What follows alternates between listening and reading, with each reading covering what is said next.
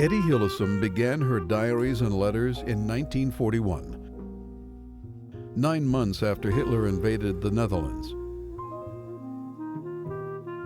Before her death at Auschwitz 2 years later, she would undergo a social, intellectual, and spiritual transformation that would challenge the unfathomable horror of her times.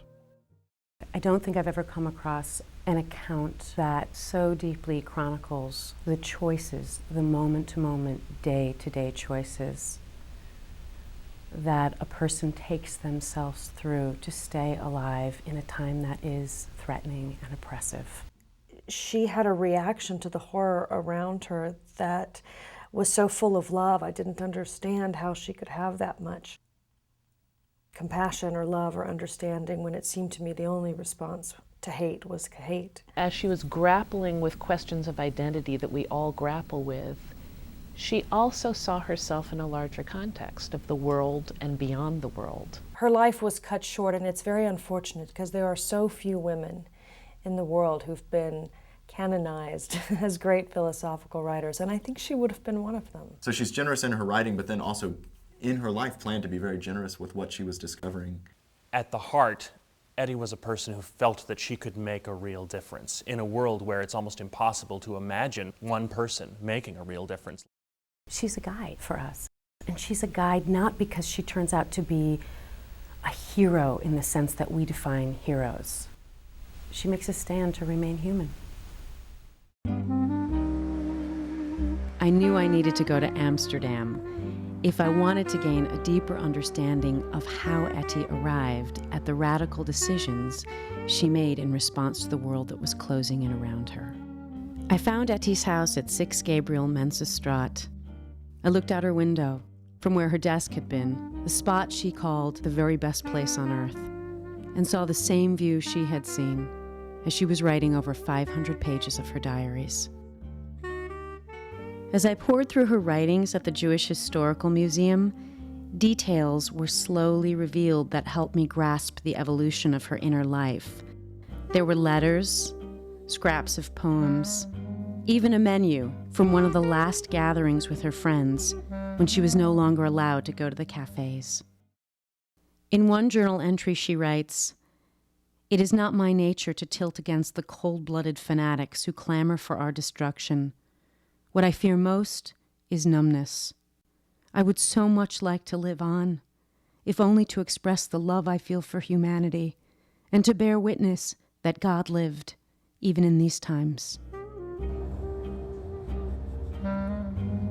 I took the train to Deventer, Etty's childhood home. At the Etty Hillesum Center, I found a picture of her at age 14 on a tennis court.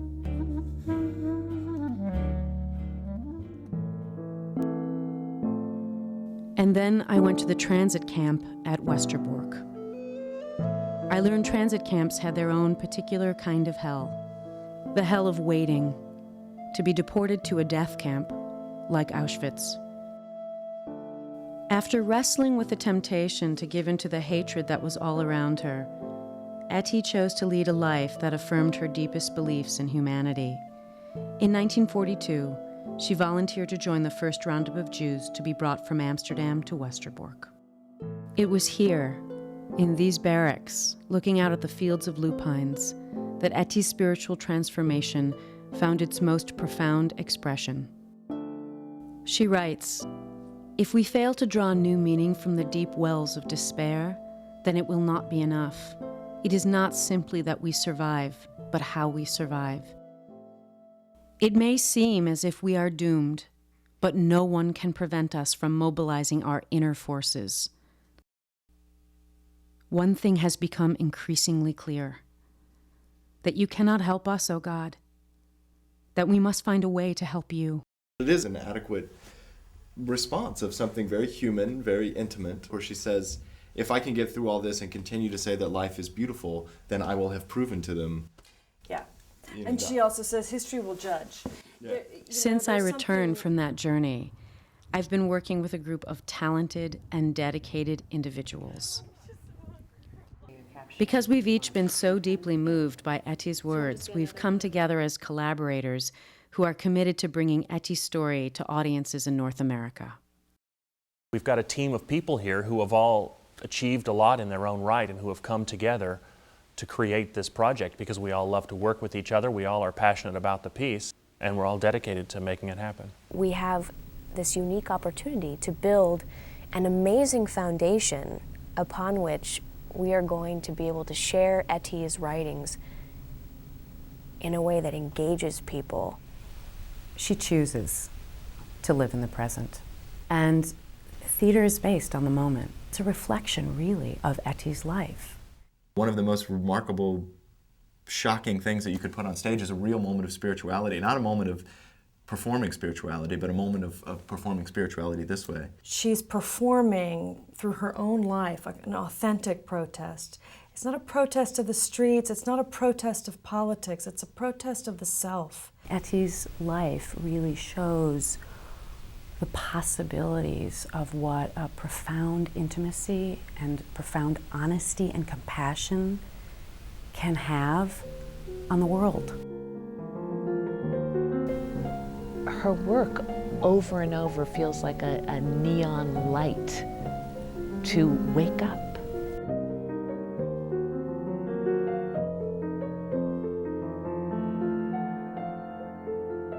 On September 7, 1943, from a transport carrying over 1,000 Jews from Westerbork to Auschwitz, Etty writes her final words on a postcard, which she flings through a slit in a freight car. A week later, it is discovered and mailed to her friend in Amsterdam. September 7th, 1943. Christine, opening the Bible at random, I find this: "The Lord is my high tower." I'm sitting on my rucksack in the middle of a full freight car. In the end, the departure came without warning, on sudden special orders from The Hague.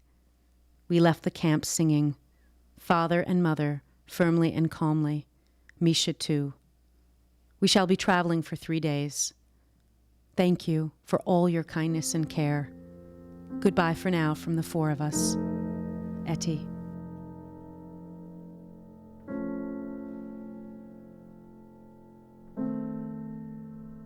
Not only does Etty's story remind us to never forget, but it asks, where do we go from here?